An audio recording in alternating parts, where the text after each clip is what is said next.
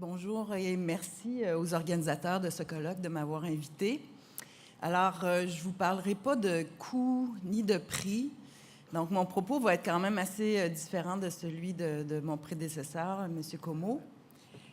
Je vais vous parler plutôt de valeurs et puis de pratiques de santé, en fait, parce qu'on se demande où est-ce qu'on s'en va et qu'est-ce qu'on peut faire, en fait, pour contrôler d'une certaine façon les prix et les coûts de plus en plus grands qui sont associés à l'usage des médicaments.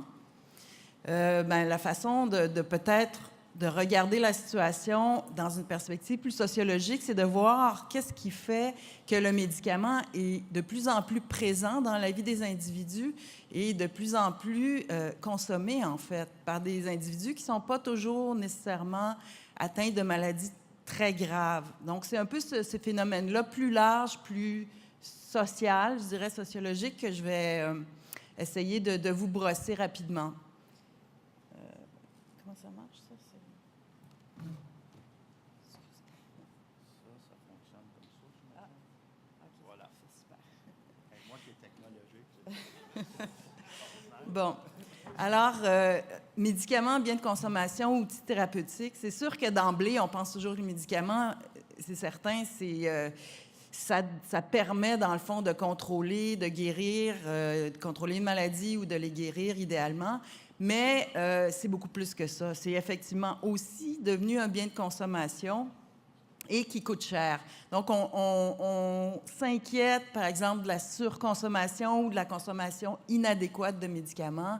On a parlé tout à l'heure des pratiques de prescription, etc. On va en reparler dans le cadre de mon exposé. On sait qu'il y a des coûts économiques et sociaux qui sont importants, reliés aux médicaments, à comment on les prend, comment on les prescrit, etc. Et donc, depuis quand même plusieurs années, je dirais même décennies, on s'interroge sur les façons d'arriver à un usage rationnel ou optimal des médicaments. Donc, mais ce qu'il faut voir, c'est que le médicament, c'est pas seulement un outil thérapeutique, en fait. C'est aussi un objet social. C'est aussi quelque chose qui nous permet de voir un peu c'est quoi les valeurs dans nos sociétés et qu'est-ce qui sous-tend, dans le fond, nos pratiques de santé. Par exemple, les pratiques d'établissement des diagnostics et de la prescription, etc. Et donc, moi et mon équipe de recherche, ça fait quand même un bon bout de temps qu'on travaille sur ce phénomène-là pour comprendre pourquoi et comment le médicament est devenu si central dans nos vies.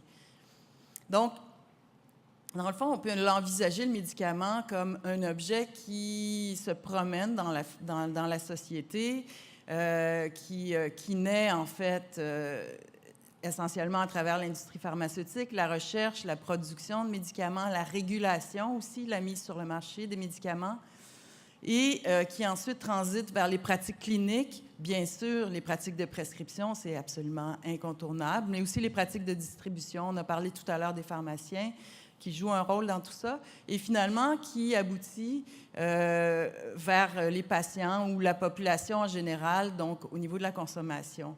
Donc, on parle de macro-régulation, micro-régulation.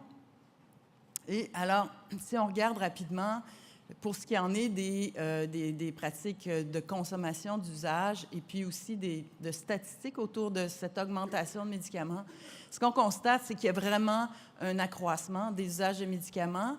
On a parlé un petit peu tout à l'heure des usages chroniques ou à long terme de médicaments, mais ce qui est peut-être un peu plus récent, c'est que ça touche maintenant tous les groupes d'âge et pas seulement, par exemple, les personnes plus âgées qui sont atteintes de maladies chroniques. Et ce qu'on constate aussi, c'est qu'il y a une hausse des prescriptions d'une combinaison, par exemple, de plusieurs médicaments d'une même classe, comme par exemple les médicaments psychotropes. Donc, on a des traitements qui sont parfois plus symptomatiques que curatifs. Et l'autre volet de tout ça, c'est qu'il y a un élargissement des usages, c'est-à-dire qu'on utilise et on constate ce phénomène-là de plus en plus. Donc, l'utilisation de médicaments à des fins préventives, mais plus encore à des fins de performance, en fait. Vous avez peut-être entendu parler des amplificateurs cognitifs ou les smart drugs. donc des psychostimulants qui aident à se concentrer, à mieux performer au niveau intellectuel, etc. On parle aussi des médicaments qui sont plus propres à améliorer les styles de vie. Donc, on n'est plus tellement dans la gestion de la maladie, là, on est dans quelque chose de plus large. Et donc, bien sûr, la première cause, je dirais, de l'accroissement des recours aux médicaments, c'est le vieillissement de la population. Alors, et là, je vous fais un petit survol historique. Avant le 20e siècle, parce qu'on a énormément fait de progrès, évidemment, au niveau médical, etc., mais avant le 20e siècle, dans le fond, la plupart des maladies étaient des maladies mortelles, surtout des épidémies, ce qui va peut-être revenir. Je ne veux pas être prophète de malheur non plus, mais avec l'antibiorésistance, on se rend compte que il y a des maladies épidémiques qui vont peut-être surgir, là, mais comme, par exemple, la peste, la tuberculose, etc., etc. Et donc, avant le 20e siècle, c'était vraiment des phénomènes autour de la contagion et souvent des maladies qui conduisaient à la mort, alors que vraiment au 20e siècle et depuis, en fait, on est devant une chronicisation des maladies, c'est-à-dire des maladies qui avant étaient mortelles, maintenant sont devenues des maladies chroniques, comme par exemple le diabète, entre autres choses, mais toute une foule de maladies qu'on peut contrôler avec des médicaments. Donc, on comprend évidemment qu'on prend de plus en plus de médicaments parce qu'on contrôle les maladies chroniques. Et donc, il y a effectivement, à cause de ça aussi, un vieillissement de la population, amélioration des conditions de vie, amélioration de la santé publique, alors que, par exemple, au 18e siècle, l'espérance de vie à la naissance était de 28 ans. Maintenant, évidemment, elle est au-delà de 80 ans. Donc, ça aussi explique évidemment l'accroissement. Et donc, on voit chez les personnes âgées, près de 83 % des aînés, donc de 65 ans et plus, prennent des médicaments. Ça, c'est pas tellement étonnant, mais il y en a 66 % qui prennent plus de 5 catégories de médicaments, 5 catégories de médicaments ou plus. Et ce qui vient avec ça beaucoup, et c'est une préoccupation importante en santé publique, c'est que il y a une prévalence de plus en plus grande d'ordonnances potentiellement non appropriées, ça, c'est-à-dire des médicaments qui, dans le fond, vont avoir été prescrits par un ou plusieurs médecins et qui peuvent entrer en interaction les uns avec les autres et donc provoquer toutes sortes de problèmes de santé, d'hospitalisation, ce qui fait toute une pression, en fait, sur le système. Et là, il y a une étude de 2014 qui disait qu'il y avait entre 12 et 25 % des personnes âgées non institutionnalisées, donc qui vivent là, dans la communauté, qui avaient, dans le fond, dans leur dossier, des ordonnances potentiellement non appropriées. C'est quand même pas mal de monde et pas mal d'événements indésirables reliés aux médicaments potentiels. Et près de 40 % des personnes âgées en institution, donc qui avaient des problématiques dans leur dossier pharmacologique. Et autre élément aussi, il y a 20 à 30 % des personnes âgées qui prennent donc des tranquillisants ou des somnifères, donc des benzodiazépines, sur une base chronique, et qui ça aussi occasionne toutes sortes de problèmes de santé potentielle, de chute, de perte de mémoire, etc., etc. Donc, on a toute cette configuration-là, mais qui est reliée donc à l'âge.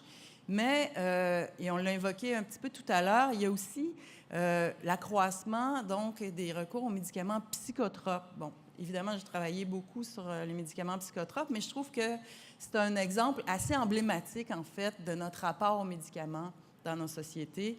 Donc, Zoloft, Prozac, Paxil, évidemment, des antidépresseurs. Et à ce niveau-là, l'accroissement des usages est assez impressionnant. Donc, mes statistiques sont nord-américaines, je dirais, mais on assiste à ce phénomène-là à peu près dans tout le monde occidental, là. Donc, chez les adultes, la prescription d'antidépresseurs s'est multipliée par 4 entre 1988 et 2008 aux États-Unis. 1988, là, c'est le moment où le Prozac est sorti sur le marché. Donc, multiplié par 4, 10 % des Américains âgés de 12 ans et plus sont sous antidépresseurs. Là, on dit 12 ans et plus. 60 % des Américains qui sont sous antidépresseurs le sont depuis au moins 2 ans. et 14 % depuis 10 ans et plus. Donc, la dépression, dans ce contexte-là, est devenue comme une maladie chronique, en fait. Donc, on continue à prendre des antidépresseurs à vie. Donc, on peut voir aussi comment l'enveloppe reliée à la consommation de médicaments grossit sans arrêt. Et entre 1995 et 2008, la prescription d'antipsychotiques. Les antipsychotiques, jadis, dans les années 60, les premiers antipsychotiques, ça permettait de contrôler, en fait, les maladies, justement, psychotiques, la schizophrénie, etc. Maintenant, on utilise de plus en plus les antipsychotiques pour gérer l'anxiété. Et donc, on élargit beaucoup la population qui est susceptible de prendre des antipsychotiques.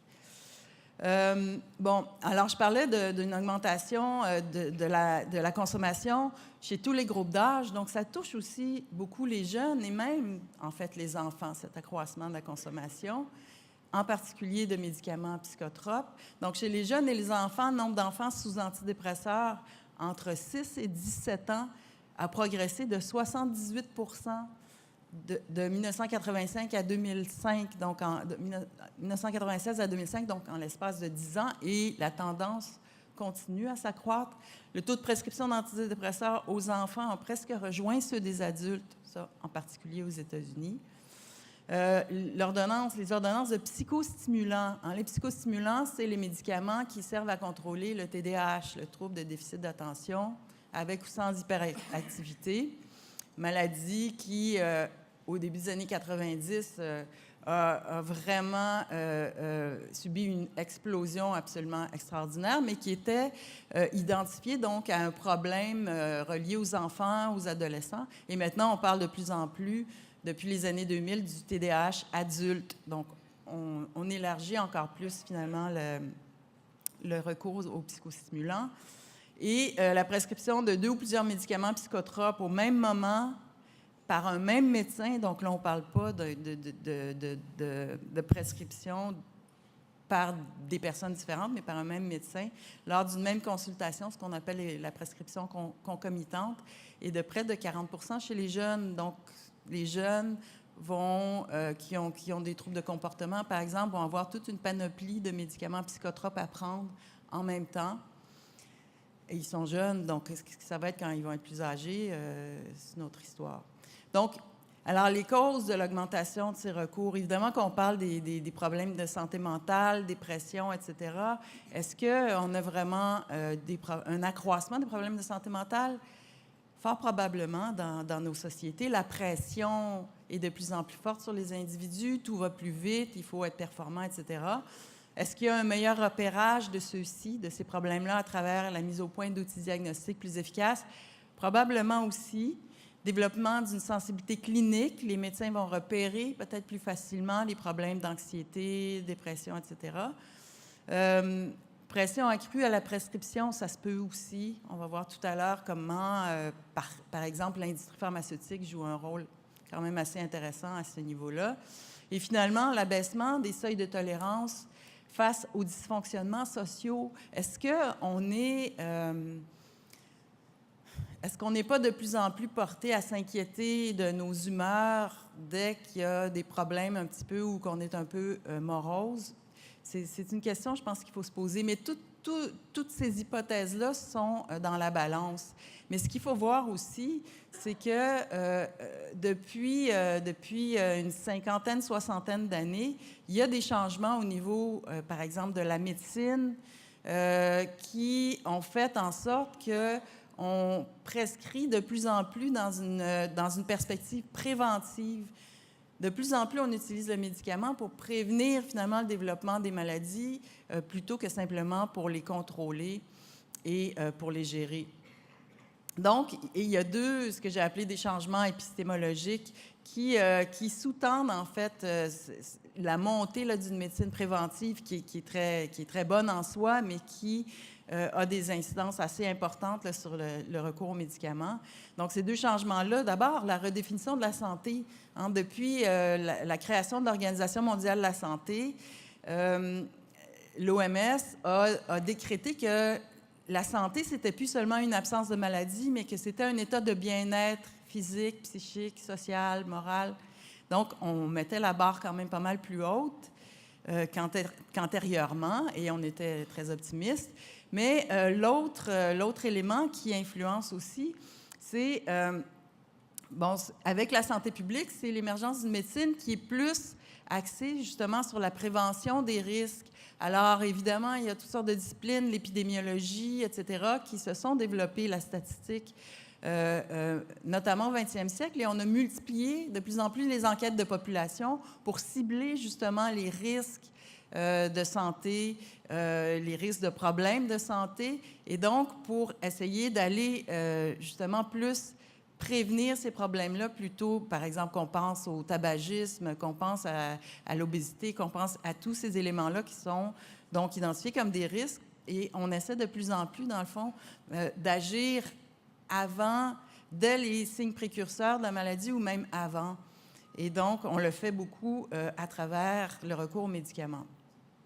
Donc, il y a un sociologue qui disait the problem is less illness per se, but the semi-pathological pre-illness at risk state. Donc, on regarde de plus en plus avant pour prévenir les problèmes de santé. Mais tout ça fait en sorte qu'il y a finalement une espèce de zone grise entre, par exemple, la santé et la maladie, dans laquelle s'engouffre une bonne partie des recours aux médicaments. Donc, par rapport à des problèmes de santé qui ne sont pas si clairs que ça, par rapport à des facteurs de risque aussi qui ne conduiront pas nécessairement au développement de la maladie. Et il y a une autre zone grise en santé performante, j'y reviendrai tout à l'heure. Mais donc, l'exemple de la dépression est un bon exemple à ce niveau-là. Alors, si on regarde l'évolution des antidépresseurs, de l'utilisation des antidépresseurs entre 2000 et 2011 dans les pays de l'OCDE, vous voyez qu'il y a une augmentation absolument faramineuse. Au Canada, on est dans les champions à ce niveau-là. Et tout ça est lié, bien sûr, comme je disais tout à l'heure, probablement à des pressions de plus en plus fortes, des conditions de vie qui sont peut-être de plus en plus difficiles, des conditions de travail aussi peut-être de plus en plus difficiles, mais aussi au fait qu'on diagnostique, on a abaissé les seuils à partir desquels on considère, par exemple, que quelqu'un est en dépression. Donc, il y a, au niveau de la psychiatrie, ici en Amérique du Nord, le DSM, certains d'entre vous ont peut-être entendu parler, c'est le manuel diagnostique pour la détection, en fait, des problèmes de santé mentale. Et donc, ça identifie toute une série de critères à partir desquels on va faire un diagnostic de problèmes de santé mentale. Et pour ce qui est donc de la dépression majeure, là, on a ici les critères à partir desquels on diagnostique la dépression majeure. Et ce qu'on a vu, c'est qu'au fil des années, puis au fil des décennies, on a abaissé le seuil à partir duquel on identifie que quelqu'un est en dépression. On parlait tout à l'heure, M. Comeau parlait des recours, par exemple, à des médicaments dans les cas de deuil, etc. Bien, le deuil, c'est un élément intéressant, justement, parce que dans la version précédente à celle-ci du DSM, on identifiait qu'une personne, finalement, qui était en deuil depuis 2 mois ou plus, et où est-ce qu'on percevait, donc, lors de la mort d'un être cher, des symptômes persistent pendant plus de 2 mois ou s'accompagnent d'une altération marquée du fonctionnement, des préoccupations morbides, etc. Là, on considérait que la personne était en dépression majeure. Mais dans la version la plus récente du DSM, c'est au bout de 2 semaines qu'on considère que ces éléments-là, cet état d'esprit-là fait en sorte qu'on est en dépression majeure. Donc, des critères qui sont plus inclusifs, c'est pour ça que je parle d'abaissement des seuils. Dépression majeure, on considère de plus en plus la dépression légère, donc les cas de tristesse plus ou moins expliqués comme étant des précurseurs d'une dépression majeure. Donc, on va plus vite, finalement, rentrer dans la sphère de la maladie et se faire prescrire des médicaments. Ça, souvent contre son gré à ce niveau-là, mais néanmoins. Donc, et là, c'est intéressant parce que ça, c'était une petite... en fait, c'est une publicité, c'est un petit outil d'autodiagnostic de l'industrie pharmaceutique, du fabricant de Effexor. et qui disait « Un changement que vous méritez. Avez-vous perdu contact avec votre famille et vos amis, perdu votre entrain, perdu votre enthousiasme pour les choses qui vous passionnaient auparavant, perdu votre confiance en vous? Vous souffrez peut-être de dépression. » Et ça, c'est drôle parce qu'en fait, quand je présente ça à mes étudiants dans mes cours, quand ils sont en période d'examen, ils ont tous les critères pour finalement se faire prescrire des antidépresseurs, ça c'est sûr. Mais beaucoup d'entre nous, finalement, dans les périodes de rush, dans le fond, on pourrait être des candidats. Donc, abaissement des seuils, là je parlais de dépression, mais si vous allez sur Internet, à propos de l'hypertension, par exemple, on a abaissé les seuils aussi à partir desquels on considère que quelqu'un est en pré-hypertension. Donc, c'est une nouvelle catégorie diagnostique. La pré-hypertension, on n'est pas en hypertension. L'hypertension, c'est un facteur de risque pour les maladies cardiovasculaires, mais là, dès la pré-hypertension, on commence à intervenir, dans le fond, médicalement, plus aux États-Unis qu'ici, mais néanmoins. La même chose, en 2014, il y a eu des nouveaux guides de pratique pour la consommation de statines. Donc, les statines pour les personnes qui font du cholestérol. Et ce que ces nouveaux guides de pratique ou guidelines faisaient, c'était que ça incluait une partie de la population vraiment plus considérable qu'avant, comme étant des personnes à risque de développer du cholestérol et ensuite d'avoir toutes sortes de problèmes. Et donc, tout ça, ça élargit le marché, dans le fond, de l'industrie pharmaceutique. Bon, alors, on a les pratiques de consommation, et puis tout ça, on a vu ça. Les pratiques cliniques, c'est très, très important. Et oui, certainement, il faut se questionner sur les pratiques cliniques sans prêter de mauvaises intentions aux médecins. Il reste quand même que dans ces zones grises, par exemple, entre santé et maladie, dont j'ai parlé tout à l'heure, où est-ce que c'est pas très clair si on est juste, par exemple, on éprouve certains symptômes, mais on n'est pas vraiment malade. C'est dans ces zones-là qu'il y a beaucoup de flou. Et donc, les pratiques de prescription, il y a plusieurs études, des centaines d'études qui ont été faites sur les déterminants structurels. Qu'est-ce qui influe sur les pratiques de prescription des médecins?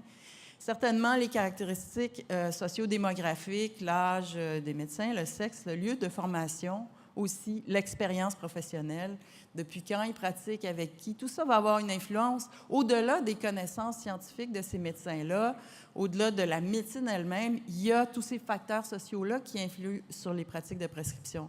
Il y a aussi les contextes de pratique. Il y a des études qui avaient montré que des médecins qui avaient un gros volume de pratique, c'est-à-dire qui voyaient beaucoup de patients à l'heure, avaient plus tendance à prescrire et à surprescrire des médicaments parce que souvent, dans le fond, l'ordonnance était comme une façon de mettre fin, dans le fond, à la consultation. Donc, les lieux de pratique, si c'est en hôpital, en pratique privée, ça a une influence sur les pratiques de prescription des médecins, peu importe la maladie. L'organisation du travail et évidemment les sources d'information. On a parlé tout à l'heure de l'influence de l'industrie pharmaceutique. C'est très, très important. Pas tous les médecins ne se fient que sur l'industrie pharmaceutique pour avoir de l'information sur les médicaments. Loin de là, il y en a beaucoup qui refusent, en fait, même de voir des représentants pharmaceutiques, mais il y en a quand même pour qui c'est vraiment la Bible. Donc, les pratiques de prescription, et ce qu'on ne dit pas dans toute cette question des pratiques de prescription, c'est que, par exemple, les pratiques de prescription hors indication ou off-label, c'est-à-dire la prescription de médicaments pour des conditions autres que celles pour lesquelles le médicament a été mis en marché, c'est très, très courant, difficile à cerner, mais très courant, et ça aussi, ça occasionne des coûts de santé potentiels. Donc, au Canada, en 2000-2005, il y a le tiers, finalement, des antidépresseurs, justement, qui ont été prescrits pour des problèmes autres que la dépression. Et bon, pour des conditions autres que celles pour lesquelles ces médicaments-là étaient mis sur le marché. Donc, alors, on a parlé, c'est ça, de ce continuum, en fait, entre santé et maladie, cette zone grise entre santé et maladie. Et il y a aussi une zone grise entre santé et performance. On a dit tout à l'heure que la santé, c'était un état de bien-être. Alors, tu sais, à partir de quand est-ce qu'on est vraiment ou on se considère vraiment en santé? Et la performance dans nos sociétés, puis comme travailleurs, je pense qu'on le sait tous à quel point c'est important, la productivité, les heures de travail sont de plus en plus longues, les exigences sont de plus en plus grandes. Et ce qu'on constate, c'est qu'il y a de plus en plus d'utilisation de médicaments pour mieux performer dans nos milieux de travail. Donc, que ce soit au niveau justement de de la performance intellectuelle ou que ce soit la performance physique, ça dépend de ce qu'on attend de nous. Mais il y a de plus en plus donc, de travailleurs qui utilisent des médicaments juste pour être à la hauteur des attentes. Donc, par exemple, supprimer le besoin de dormir des travailleurs qui travaillent de nuit, etc., qui sont dans des conditions vraiment difficiles à ce niveau-là. On constate qu'il y a de plus en plus d'usages non médicaux, si on peut dire, de médicaments. Donc, il y a une série là, qui était sortie là-dessus. Je vais passer vite, mais l'utilisation des psychostimulants, comme je disais tout à l'heure, est en hausse, malgré des effets limités, mais on sait, dans les universités, par exemple, il y a de plus en plus d'étudiants, entre autres, qui prennent des psychostimulants en fin de session pour passer des nuits blanches, pour finir leurs travaux de session, pour mieux performer aux examens, etc., etc. C'est un phénomène, donc, qui est en hausse et qu'il faut regarder de près, mais qui, lui aussi, contribue à l'accroissement du fardeau, finalement, relié aux médicaments. Et alors ça, c'est intéressant parce que c'était une publicité d'une compagnie pharmaceutique qui produit le modafinil. Le modafinil, c'est un médicament qui est destiné à contrer la narcolepsie, donc des personnes qui ont un problème qui dorment trop, en fait, qui ont un problème de trop dormir. Sauf que c'est aussi, en particulier aux États-Unis puis en Angleterre, un médicament qui est justement utilisé par les étudiants, en particulier pour passer des nuits blanches sans trop subir les contre-coups donc du manque de sommeil. Et on voit sur la pub que c'est évident que c'est peut-être pas une jeune fille qui souffre de narcolepsie, mais plutôt une jeune fille en fin de session qui vient de finir sa session, en tout cas.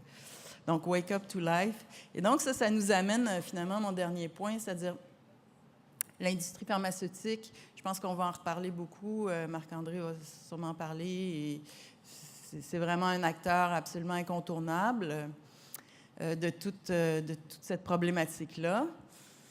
Et c'est ça, l'industrie pharmaceutique. La publicité directe sur les médicaments d'ordonnance. C'est un phénomène qui est propre aux États-Unis, à la Nouvelle-Zélande, mais dont on subit aussi, évidemment, les contre-coups. Et donc, ce phénomène qui existe depuis longtemps, mais déjà, je pense que c'est vraiment un secret de polichinelle de dire que on sait que l'industrie pharmaceutique dépense énormément plus en promotion et en marketing pour les médicaments qu'en recherche. Là, évidemment, l'industrie pharmaceutique, c'est vaste. Il y a l'industrie du médicament générique, médicaments d'origine, etc. Là, je ne fais pas de distinction, j'y vais vraiment grosso modo, là. Mais il reste que malgré un discours qui est vraiment axé sur, évidemment, le développement de la recherche, il faut voir que la promotion des médicaments, c'est vraiment, vraiment un poste budgétaire important pour l'industrie. Donc, quelques faits, et ça rejoint un petit peu ce que M. Comeau disait à certains égards tout à l'heure. Par exemple, entre 1989 et 2000, il y a seulement 35% des approbations de mise en marché aux États-Unis là, par la FDA qui concernaient des nouvelles molécules. Donc, l'innovation thérapeutique n'est vraiment pas aussi importante qu'on voudrait nous la faire miroiter. Et ça fait quand même longtemps. Et je dirais même que, par exemple, dans le domaine de la psychiatrie, il y a eu des médicaments psychiatriques. Dans les années 50-60, début 70, il y a eu des avancées extrêmement importantes, mais depuis c'est quand même beaucoup moins important. Et, en tout cas, bref, on recycle des anciens médicaments. Les dépenses de marketing, donc 3 fois plus élevées que les dépenses en recherche. Et puis, quelques années au Canada, on considérait que l'industrie dépensait autour de 20 000 $ par médecin en salaire de représentants pharmaceutiques, donc pour les informer, entre guillemets, des innovations thérapeutiques. Et donc, les dépenses sur la publicité directe du médicament d'ordonnance, ça, c'est aux États-Unis. C'est multiplié par 4, littéralement, en 10 ans, c'est-à-dire entre 1996, où c'est devenu possible aux États-Unis pour l'industrie de faire la publicité directe sur les médicaments d'ordonnance, et 2005, donc 10 ans plus tard. Et, bon, comme je disais, il y a les deux pays, les États-Unis et la Nouvelle-Zélande, sont vraiment les deux pays où on permet cette publicité directe. Et donc, et pourquoi? Mais c'est payant, en fait, la publicité directe sur les médicaments d'ordonnance, parce que le plus souvent, c'est pas tous les médicaments d'ordonnance, en fait, qui font l'objet d'une publicité. C'est toujours des médicaments qui sont nouveaux, donc qui arrivent sur le marché, qui vont viser des très larges marchés. On parlait de maladies chroniques tout à l'heure ou de chronicisation de maladies. Les antidépresseurs étaient vraiment comme le Prozac et tout ça, des blockbusters. On a parlé aussi de la petite pilule bleue, Cialis, etc. C'est vraiment des médicaments qui visaient des très, très larges marchés. Et en général, les médicaments qui font l'objet d'une publicité directe, c'est des médicaments aussi qui visent un usage prolongé ou chronique. Donc, c'est certain qu'à travers ça, on vise, dans le fond, à influencer l'ensemble de la population par rapport à des médicaments qui peuvent, à la limite, pour certains d'entre eux, être des médicaments de confort ou des médicaments de performance, ou, etc. Et donc, il y a ici... il y a 3 types de publicité qu'on peut envisager. Il y a la publicité complète, donc avec le nom de marque, les indications, etc. La publicité dite de rappel, donc le nom de marque seulement, mais sans mention des indications des problèmes de santé. Et la publicité dite de demande d'aide, donc qui mentionne le problème de santé, mais non le nom de marque. Et donc, si au Canada, comme je disais, la publicité directe sur les médicaments d'ordonnance, elle est interdite, il reste quand même qu'il y a eu des assouplissements, finalement, dans la loi qui font en sorte que on a quand même, par exemple, notamment des publicités, par exemple, dites de rappel. Je ne sais pas si vous avez sûrement tous vu la publicité du Cialis, en fait, où est-ce qu'on voit, en fait, il n'y a pas de diagnostic de mentionné, mais à la fin, il y a Cialis, et puis il y a toute une mise en scène, le monsieur qui s'en va dans la chambre avec sa femme ou qui donne ses clés à son jeune pour qu'il aille se promener en auto, etc., etc. Ça, donc, on est quand même très, très exposé à ce genre de publicité-là. Et même s'il y a eu des arguments en faveur de la publicité directe sur les médicaments d'ordonnance, disant, ben c'est bon, en fait, parce que ça permet au public d'être au courant des innovations thérapeutiques. Et là, ça leur permet de mieux discuter avec leur médecin pour arriver à un accord par rapport aux bons médicaments, etc., etc. Donc, il y a tout un discours autour de ça, de early management aussi, d'accroître le dialogue entre le patient et le médecin, d'encourager l'observance à travers ça. Mais il reste que on parle plutôt de promotion de contenu émotionnel plutôt qu'éducatif. Ça, c'est très, très clair quand on voit la publicité. Et qu'on est finalement face à une population qui est plus vulnérable que des consommateurs de bébés maternels.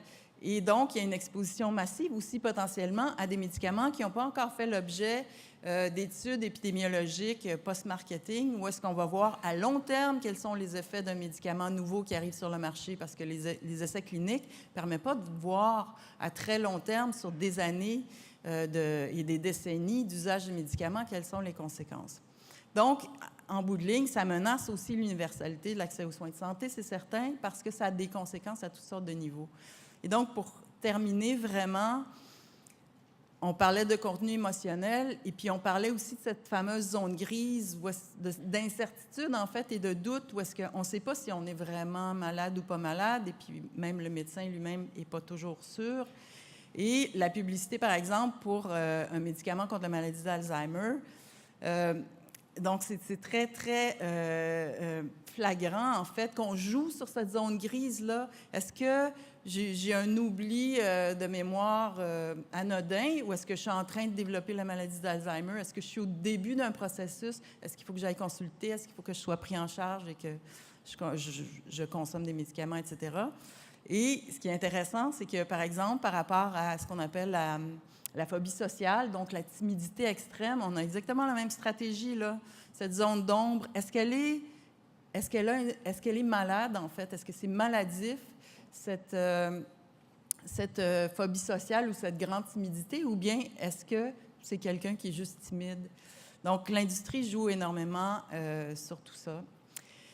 Et donc, voilà, alors, j'ai un peu fait le tour rapidement des acteurs qui sont importants, puis des valeurs qui sous-tendent notre recours aux médicaments dans nos sociétés. Puis je pense qu'il faut prendre en compte tout ça dans la balance, un peu plus de loin, mais quand même, si on veut regarder un peu vers l'avenir, puis voir comment notre consommation risque de grossir encore si on ne remet pas un peu en question là, ces valeurs-là. Alors, merci.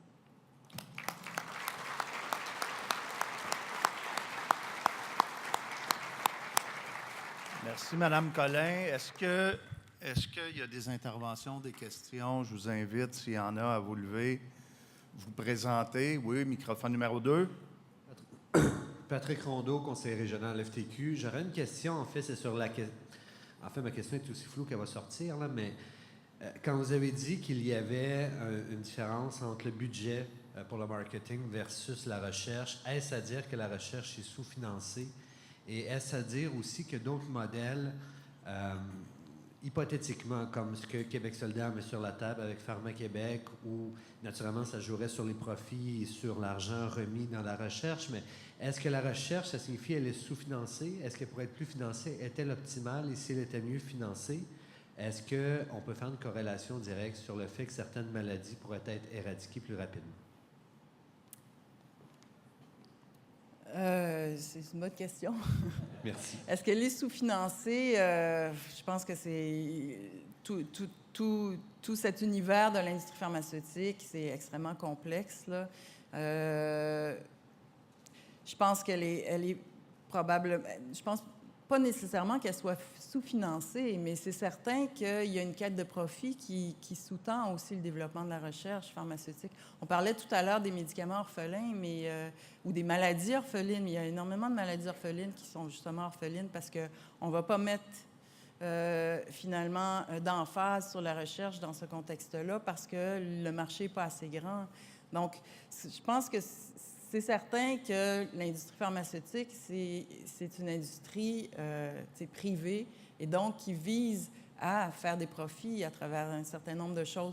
C'est pas pour diaboliser l'industrie pharmaceutique ou c'est pas pour diaboliser le médicament. Il y a une foule de médicaments qui sont absolument incontournables et qui définitivement permettent de contrôler et puis de guérir, puis etc. C'est absolument indispensable. Ça fait partie des grands progrès finalement, de nos sociétés.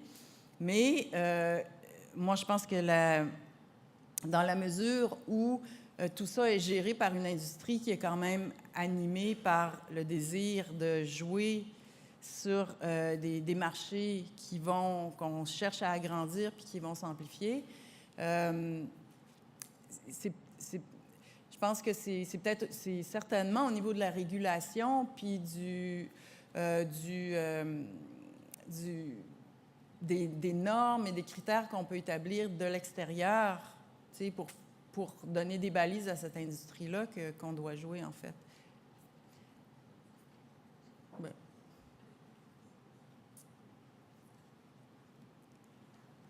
Oui.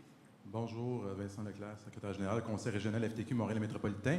En fait, ça m'a fait penser à une question, effectivement, sur le financement de la recherche. Ce que j'avais entendu dire, peut-être vous pouvez dire si c'est vrai ou pas, c'est qu'il y a beaucoup de recherches sur des médicaments qui cherchent à soulager, mais peu de recherches sur des médicaments qui cherchent à guérir. Comme, dans le fond, c'est beaucoup plus payant de soulager un patient que le guérir, parce que dans le fond, ça n'a plus d'argent quand il est guéri. Donc, est-ce que ça, c'est vrai? Puis, quels moyens qu'on peut avoir pour conscientiser si c'est le cas? Parce que moi, je trouve ça humainement dangereux, là? Bien, c'est une question intéressante parce que est-ce qu'il y a... moi, je parlerais... Bon, déjà, c'est-à-dire guérir, c'est... Au début du 20e siècle, quand l'industrie pharmaceutique a commencé à faire des grands booms, tu sais, on parlait du magic bullet, c'est-à-dire que la conception qu'on avait du rôle des médicaments, c'était une cible, tu sais, une cible thérapeutique et une molécule pour cibler ce problème-là, finalement, à l'intérieur du corps, etc. Mais on s'est rendu compte que ça fonctionnait bien, ça, pour, par exemple, les antibiotiques, pour les maladies infectieuses, etc., mais que ce n'est pas nécessairement... c'est pas tant que ça le modèle qui porte la médecine, tout simplement parce qu'il y a plein de maladies pour lesquelles on a des médicaments, je dirais, soulager, c'est une chose, mais contrôler la maladie, par exemple, pour le diabète, etc., tu sais, dans le fond, on contrôle la maladie. Et ça, c'est une bonne chose, parce qu'avant, c'est une maladie mortelle. Maintenant, on la contrôle, mais c'est sûr que ça implique qu'il y a une consommation chronique. Parce que là où... Bon, alors, pour soulager aussi, en fait, c'est un petit... je verrais, tu sais, guérir, contrôler, soulager, ça, c'est un peu à l'autre bout du spectre. Et en fait, c'est que c'est compliqué. Il y a des pratiques... Les pratiques diagnostiques font en sorte que les agents pathogènes ou les causes des maladies ne sont pas si tant connues que ça. Qu'on regarde en psychiatrie, c'est vraiment un cas d'espèce parce que c'est assez complexe. On n'a pas de marqueur tant que ça pour savoir, biologique, pour savoir est-ce que quelqu'un a une dépression, est-ce que quelqu'un a un TDAH, etc., etc. Et donc là, est-ce qu'on est en train de soulager ou de contrôler? Est-ce qu'on est en train d'essayer de faire en sorte qu'une personne soit mieux, en fait, fonctionne mieux? Tu sais, tout ça, c'est... Il y a un flou, là. Oui, tout ça, c'est assez mouvant, en fait. Mais je pense que parce que la recherche, elle est tributaire de ça aussi. C'est pas si simple que ça, dans le fond. Il y a plein de maladies dont on ne connaît pas les causes profondes, finalement. Il y a plein de cancers pour lesquels on est en train de développer des thérapies vraiment intéressantes. Et plein d'autres pour lesquels tout ce qu'on peut faire, c'est rallonger un petit peu le processus ou... OK. Parfait.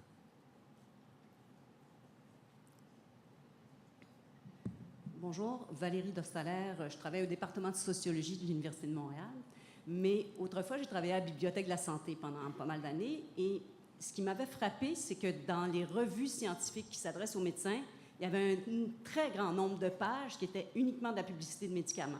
Je me demande s'il y a des études qui ont calculé le pourcentage de pages des revues scientifiques qui sont de la publicité versus qui est vraiment de la recherche scientifique puis qui va vers l'avancement.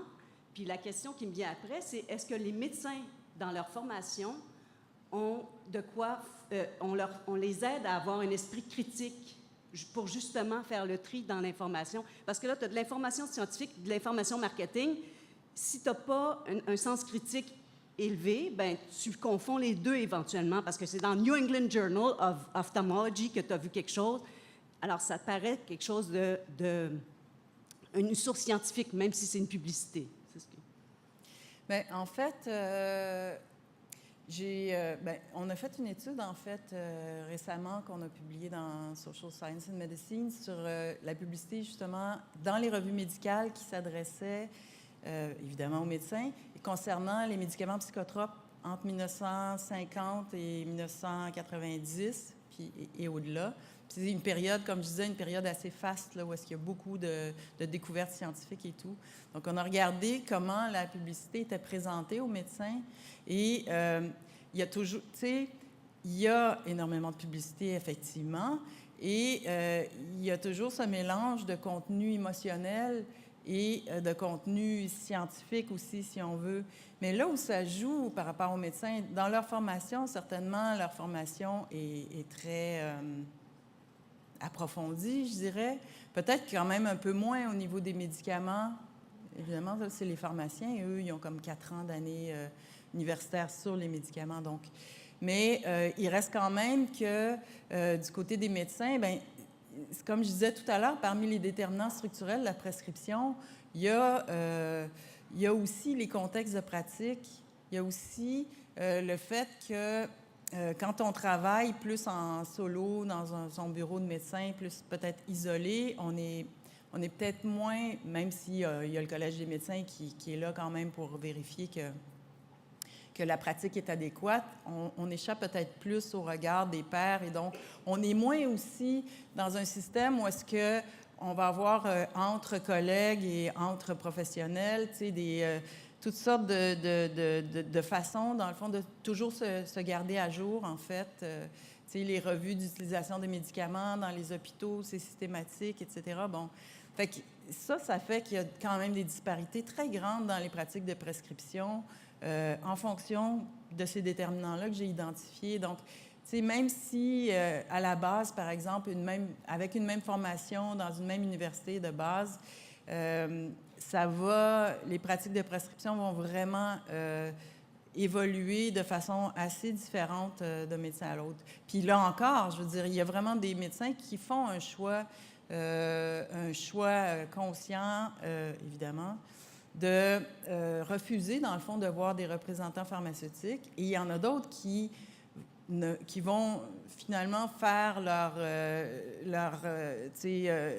formation, je dirais, continue par rapport aux médicaments à travers, tu sais. Et donc, il y a peut-être une question de génération, mais puis encore, tu sais, c'est vraiment, ça dépend des spécialités aussi. Tu sais, c'est quand même, on regarde ça comme quelque chose d'homogène, mais c'est quand même assez hétérogène. Mais c'est beaucoup ces facteurs, je dirais, sociaux et professionnels du contexte de travail aussi qui influent sur la façon dont les médecins vont prescrire ou pas. Puis à ce niveau-là, que le Collège des médecins fasse des pressions et exerce finalement une certaine coercition, par exemple, pour essayer de contrôler, mettons, la surprescription de benzodiazépines ou de choses comme ça. Ça marche, mais ça marche pas tant que ça, nécessairement, parce que des benzos, par exemple, ça, c'est les somnifères, etc., aux personnes âgées, c'était un vrai problème il y a 20 ans. Ça en a un peu moins maintenant, parce que, dans le fond, de créer des barrières pour empêcher, dans le fond, les médecins de trop prescrire ou represcrire ces médicaments-là, ça a fait en sorte qu'ils sont plutôt allés vers la prescription, mettons, d'antidépresseurs. Tu sais, il y a des vases communicants là-dedans aussi, là, qui font que si on a des mesures coercitives, on peut s'attendre à ce qu'il y ait des petites ouvertures qui se créent ailleurs pour aller vers autre chose. C'est pour ça qu'il faut regarder les problèmes vraiment plus en amont, puis regarder un peu les valeurs sociales qui sous-tendent tout ça, là. Bien, merci beaucoup pour l'excellente présentation.